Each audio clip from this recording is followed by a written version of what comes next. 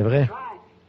Regardez, si Florence Nightingale, l'arrière-petite-fille de feu Florence Nightingale qui a fondé la Croix-Rouge, vous avez vu sa photo dans un livre, elle pesait environ 30 livres.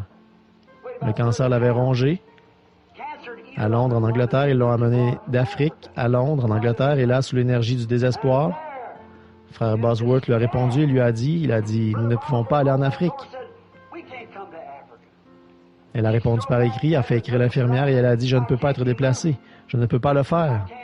On a montré la photo, vous avez vu la photo. Seulement, nous avons dû mettre une petite pièce par-dessus. Il n'y avait qu'une petite corde autour. J'ai pensé que peut-être quelqu'un, on l'a mise dans le livre pour y critiquer parce son corps était tellement exposé là que nous avons mis une petite chose sur elle ici.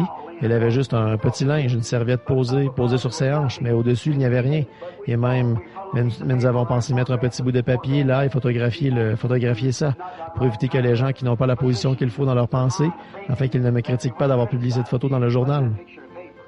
Et puis, quand le médecin a dit qu'elle ne pouvait pas être déplacée et qu'elle a su que j'allais visiter l'Angleterre, elle leur a demandé de la mettre sur une civière, de la transporter dans un avion et de l'emmener à Londres, en Angleterre, et d'envoyer un garde à l'avion avant d'aller au palais de Buckingham. Elle a envoyé un garde là-bas pour qu'on vienne prier pour elle. Et elle était tellement mal en point qu'elle ne pouvait même pas me parler. Ils ont dû lever sa main pour la mettre dans la mienne.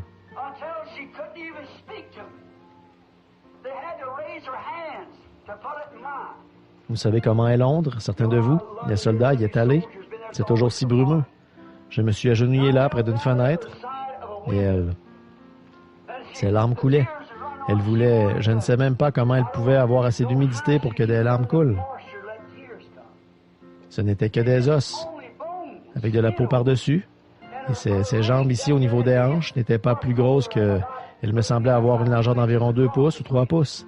Ses veines s'étaient affaissées. Comment elle faisait pour vivre, je ne le sais pas. Vous avez vu sa photo plus tard.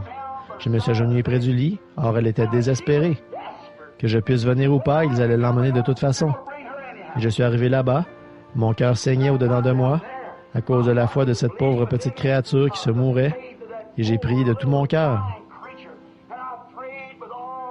Et pendant que je me mettais à prier, une petite colombe est arrivée.